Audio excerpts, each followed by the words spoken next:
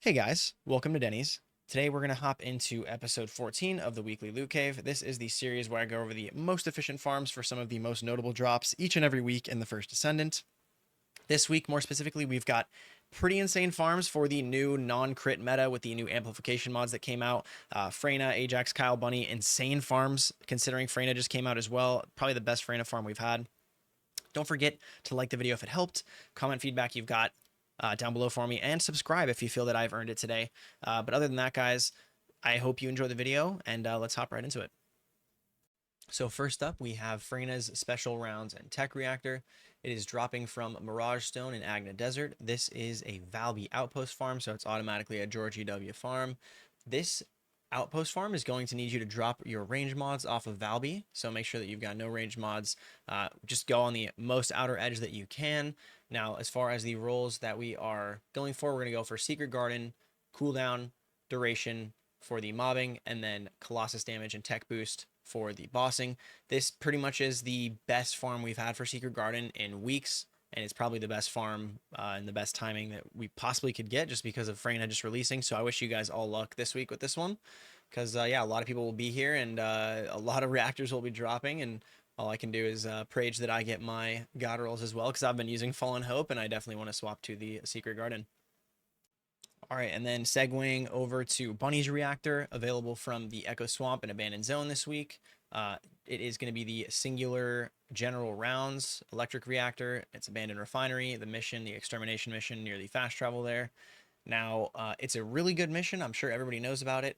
However, Bunny at this point, there's many different builds for her, many different ways to run her. The only thing I'll say is with the new non-crit build Bunny, this is probably going to be the go-to for me. Thunder Cage with electric boost and singular boost, just getting as much damage as we can out of the non-crit Bunny. And it's pretty good, honestly. Bunny got even better with the new mods that are out. I will say I do want to go for a cooldown and duration iteration of the reactor just because I want to try to get the mods off of my build that have the duration on them, like Battle of Stamina in some cases, or Nimble Fingers. Might be able to open up a socket if I get the right setup with the components and the roll, but if you're going for something more general use, I would definitely go for Electric Boost and Singular Boost here for Bunny. And then jumping over to Gley, Jayber, Valby, any of those guys for the general rounds and dimension. This is dropping from the Vermilion Waste in Agna Desert. It is the Valby Outpost farm. The Vermilion Waste is not the best Valby Outpost farm just because the boss is kind of annoying and always tries to get killed. However, you can bring a friend with a Sharen and you guys can stun him endlessly and maybe that will help. However, you definitely obviously want to solo this as well if you don't have anybody to do it with because it still is a very good farm. You'll get a lot of reactors regardless. As far as the roles, it really depends on who you're playing. I think a really good way to go here is going to be for Gley, mainly just go for duration and either, you could go with Colossus damage and dimension boost. That's the new way to go with Gley because of the changes with the new mods.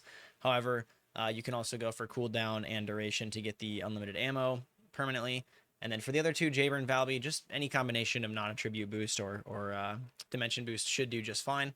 And you'll have a very, very good reactor on your hands. Multi-use reactor as well, because it is general rounds, so you can get a lot done with that for these three guys. And then next up, we are going to talk about Gley one more time because there is a mobbing impact dimension reactor available from the mountaintops in White Knight Gulch this week. It is the Borderline of Truth mission. That's the mission of choice, as ever, that we'll be doing there. Now, the reason I want to mention this is because this is where you get your Peacemaker impact dimension, obviously, for Gley with her new mobbing build. I will be hopefully updating a mobbing build for Gley with the new mods because these new mods upped her damage quite substantially with the mobbing build. You'll be able to do almost double the damage you were doing before, if not actually more, with her mobbing build that I had in my previous video. So yeah, you're gonna want to go for Peacemaker and cooldown plus dimension boost is what I'm gonna be going for. But any combination non-attribute boost, dimension boost, etc., is a really good choice.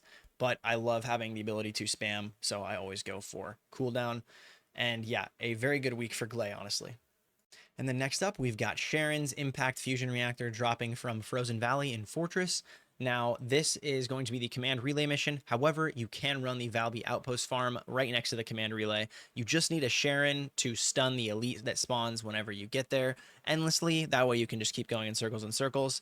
It is a very solid farm. Obviously, if you have that extra person to run Sharen, if you guys want to join my Discord to get somebody to help you out, there's always people in my Discord looking to play. But that is a very good option. If not, just run Command Relay. You'll get a ton of the materials for energy activators as well. So it's a win-win no matter what you do. And then you will have a chance at Sharen's Reactor. Now, I do recommend Blue Beetle with crit damage and crit rate combined for my mobbing build, for my Sharen build that I have on my channel.